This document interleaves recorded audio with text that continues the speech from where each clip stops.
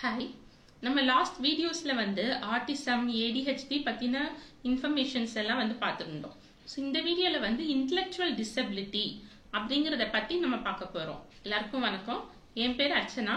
நான் oral placement therapy மற்றும் prompt method மூலமா ஸ்பீச் தெரப்பி கொடுக்குறேன். இந்த வீடியோல இருக்கிற எல்லா இன்ஃபர்மேஷனும் ரொம்ப இம்பார்ட்டன்ட். அதனால ஸ்கிப் பண்ணாம வீடியோ கடைசி வரைக்கும் பாருங்க. இன்டெலெக்சுவல் டிசபிலிட்டி அப்படிங்கிறது மன வளர்ச்சி குறைபாடு. குழந்தைங்களோட அறிவாற்றல் திறன், அவங்களோட பழக்க வழக்கங்கள், அவங்களோட திறமை, இது எல்லாமே குழந்தைங்களோட மூளையில இருக்கிற செல்லை பேஸ் பண்ணி தான் டெவலப் ஆகும். ஸோ இப்போ அந்த பிரெயின்ல அந்த செல்லுல எல்லாம் ஏற்படுற குறைபாடுனாலதான் இந்த ப்ராப்ளம் வருது. இந்த மூளை வளர்ச்சி குறைபாடை எப்படி நம்ம கால்குலேட் பண்றது அப்படின்னா இதை clinical psychologist intelligent quotient IQ test அப்படிங்கறத பார்த்து தான் இதை ஐடென்டிஃபை பண்ணுவாங்க. ஸோ இந்த IQ லெவல் 70க்கு கம்மியா இருந்துச்சுன்னா அவங்களுக்கு அந்த மூளை வளர்ச்சி குறைபாடு இருக்குது அப்படின்னு சொல்லுவாங்க. இதுல மைல்டு ப்ராப்ளம் இருக்கிற குழந்தைங்க 50 to 70% IQ லெவல் இருக்கும். இந்த குழந்தைங்களால அவங்களே சில வேலைகள்லாம் சின்ன சின்ன சப்போர்ட்டோட அவங்களாலேயே செஞ்சுக்க முடியும். இதே இது மாடரேட் லெவல் ஆஃப் ப்ராப்ளம் இருக்கிற குழந்தைங்களுக்கு IQ லெவல் 36 to 49% வரைக்கும் இருக்கும்.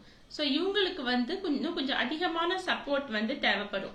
அவங்களாலேயும் அவங்க டெய்லி ஆக்டிவிட்டிஸ்லாம் செய்ய முடியும். ஆனால் அதிகமான சப்போர்ட்டோட தான் செய்ய முடியும். இதே இது சிவியர் ப்ராப்ளம் இருக்கிற குழந்தைங்களுக்கு 20 to 35% IQ லெவல் இருக்கும். ஸோ இந்த குழந்தைங்களுக்கு நிறைய டைம் பேரண்ட்ஸோட சூப்பர்விஷன் இல்ல தெரபிஸ்டோட சூப்பர்விஷன் இருந்துகிட்டே இருக்கணும். ஸோ அவங்க நிறைய அதிகமான சப்போர்ட்டோட தான் கொஞ்சம் கொஞ்சம் அவங்களோட டெய்லி ஆக்டிவிட்டிஸ் செய்வாங்க. இதே இது ப்ரொஃபவுண்ட் கேட்டகரியில இருக்கிற குழந்தைங்களுக்கு 20%க்கும் கம்மியா தான் இருக்கும் அவங்களோட IQ லெவல்.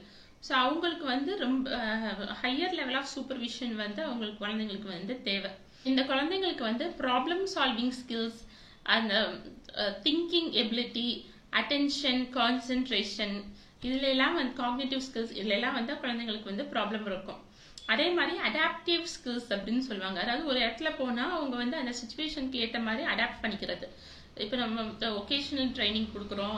இப்போ அவங்க குழந்தைங்க வேற இடத்துல ஒர்க் பண்றதுக்கு போறாங்க அப்படின்னா சில மைல்டு ப்ராப்ளம் இருக்கிற குழந்தைங்களால கொஞ்சம் சப்போர்ட்டோட அங்க ஒர்க் பண்ண முடியும். ஆனா இது கொஞ்சம் சிவியர் ஸ்டேஜ்ல இருக்கிறாங்க அப்படின்னா அவங்களால அது அந்த இடத்துக்கு அடாப்ட் பண்ணிக்கவே முடியாது. அவங்களுக்கு அதிகமான சப்போர்ட் நம்ம சூப்பர்விஷனும் தேவைப்படும். வரைக்கும் நம்ம 3 சக்சஸ் ஸ்டோரிஸை பத்தி பார்த்துருக்கிறோம். ஸோ இப்போ 4th சக்சஸ் ஸ்டோரியை பத்தி நம்ம பார்க்க போறோம். ஸோ இந்த குழந்தைக்கு பாத்தீங்கன்னா 5 years ஆகுது.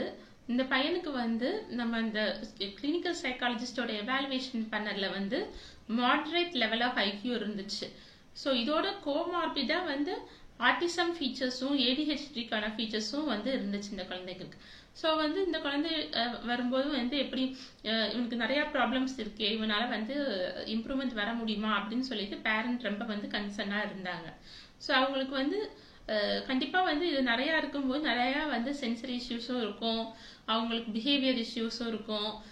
ஸோ அவங்க உட்காருறதுங்கிறதே ரொம்ப கஷ்டமான ஒரு விஷயமா இருக்கும். ஸோ நான் என்ன சொல்லியிருந்தேன்னா கண்டிப்பா இம்ப்ரூவ்மெண்ட் வரும். ஆனா நிறைய நம்ம இந்த டீம் ஒர்க்கா நிறைய ஆக்குபேஷன் தெரப்பி, பிஹேவியர் தெரப்பி எல்லாமே கொடுக்கணும். ஸோ அந்த ஆக்டிவிட்டீஸ்ல நீங்க கன்சிஸ்டன்டா ஃபாலோ பண்ணும்போது ஒரு நல்ல இம்ப்ரூவ்மெண்ட் வரும் அப்படின்ட்டு சொல்லியிருந்தேன். ஸோ இப்போ இந்த ஆட்டிசம் ஃபீச்சர்ஸ், ADHD ஃபீச்சர்ஸ்க்கு அந்த பையனுக்கு இந்த ஆக்குபேஷனல் தெரப்பி மூலமா அவனோட இந்த சென்சரி இஷ்யூஸ் எல்லாம் ஹைப்பர் ஆக்டிவிட்டி எல்லாமே ரெடியூஸ் பண்ணியாச்சு. அதே மாதிரி பிஹேவியர் தெரப்பி மூலமா பையனோட பிஹேவியர் இஷ்யூஸ், அப்புறம் இந்த இன்டெலெக்சுவல் டிசபிலிட்டி, இந்த மூளை வளர்ச்சி குறைபாடுக்காக நிறைய ஒர்க் பண்ண வேண்டி இருந்துச்சு. அவனோட attention, cognitive skills, attention, concentration, இது எல்லாமே நாங்க ஒர்க் பண்ணோம்.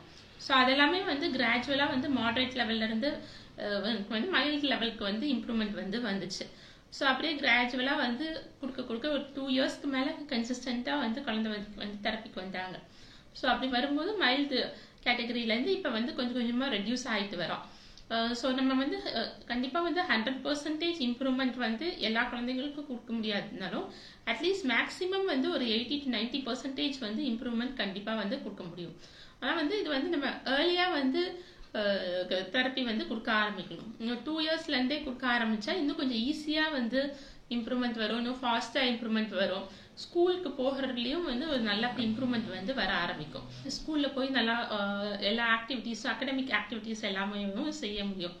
ஸோ இந்த பையனுக்கு வந்து இந்த அட்டென்ஷன், கான்சென்ட்ரேஷன், இந்த காக்னிட்டிவ் ஸ்கில்ஸ் எல்லாமே இம்ப்ரூவ்மெண்ட் ஆனதால அடுத்ததான் வந்து நாங்கள் ஸ்பீச் ஆக்டிவிட்டீஸ் எல்லாமும் வந்து கொடுக்க ஆரம்பித்தோம்.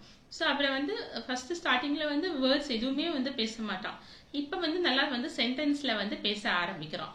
ஸோ இன்னும் கொஞ்சம் மந்த்ஸ் வந்து தெரப்பி அட்டென்ட் பண்ண வந்து இன்னும் நல்லா வந்து கான்வர்சேஷனாக பேசுறதுக்கு வந்து இம்ப்ரூவ்மெண்ட் நல்லா வரும். ஸோ இப்போ வந்து நார்மல் ஸ்கூல்லையும் வந்து அட்டென்ட் பண்ணிட்டு இருக்கிறோம் ஒரு ஷேடோ டீச்சரோட ஹெல்ப்போட. ஸோ இந்த மாதிரி வந்து நீங்களும் வந்து உங்கள் குழந்தைங்களுக்கு ப்ராப்ளம் இருக்குது அப்படின்னு தெரிஞ்சிச்சுன்னா நீங்கள் வந்து டிலே பண்ணாமல் வந்து இவ்வளோ ஏர்லியாக வந்து நீங்கள் வந்து தெரப்பி கொடுக்குறீங்களோ அதுவும் வந்து ஒரு எஃபிஷியன்ட்டான தெரப்பி செட்டப்பில் வந்து கொடுக்கணும். சும்மா வந்து நீங்கள் வந்து இப்போ கொண்டு போய் விட்டுட்டு வரீங்க, அங்கே என்ன நடக்குதுன்னே வந்து தெரியல, இம்ப்ரூவ்மெண்ட்டே வரலை, அதே லெவலில் இருக்கிறாங்கன்னா நீங்கள் போகிறது வந்து வேஸ்ட்டு. ஸோ வந்து இம்ப்ரூவ்மெண்ட் வருதா அப்படின்னு பார்த்துட்டு வரலைன்னா வந்து எந்த செட்டப் வந்து உங்களுக்கு எஃபிஷியண்ட்டாக இருக்குது அப்படிங்கிறத நீங்கள் அனலைஸ் பண்ணி நீங்கள் குழந்தைய வந்து ஏர்லியாக வந்து கொண்டு போய் விடணும். அப்போதான் வந்து ஃபாஸ்டர் ரிசல்ட் வந்து நல்லா கிடைக்க ஆரம்பிக்கும். ஸோ இந்த மாதிரி வந்து மூளை வளர்ச்சி குறைபாடு இருக்கிற குழந்தைங்களுக்கு வந்து நம்ம ஃபர்ஸ்ட் வந்து குழந்தைங்களோட காக்னிட்டிவ் ஸ்கில்ஸை வந்து இம்ப்ரூவ் பண்ணுறதுல வந்து ஒர்க் பண்ணணும்.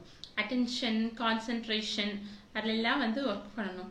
ஸோ இந்த அட்டென்ஷன் லெவலில் வந்து நம்ம ஒர்க் பண்ணும்போது வந்து குழந்தைங்க வந்து ஒரே இடத்துல வந்து உட்காந்து கவனித்து நிறையா விஷயங்களை வந்து செய்கிறதுக்கு வந்து கற்றுக்குவாங்க.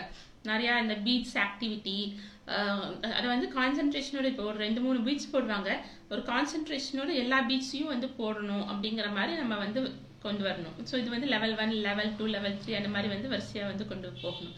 அதே மாதிரி வந்து கான்சென்ட்ரேஷன் ஆக்டிவிட்டியில் ஒர்க் பண்ணும்போது நம்ம வந்து இந்த பசில்ஸ் இந்த மாதிரி ஆக்டிவிட்டீஸ்லாம் கொஞ்சம் ஹையர் லெவலில் வந்து கொடுக்கும்போது இன்னும் நிறையா இன்வால்மெண்ட்டோட வந்து குழந்தைங்க வந்து செய்ய ஆரம்பிப்பாங்க.